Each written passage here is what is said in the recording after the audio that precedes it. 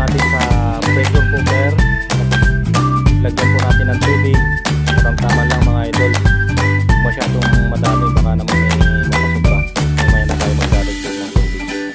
Ayan po, nagmamantika oh. Sarap. Ayan po mga idol. Antayin lang po natin na maluto mga 40 minutes, 30 minutes, gano'n.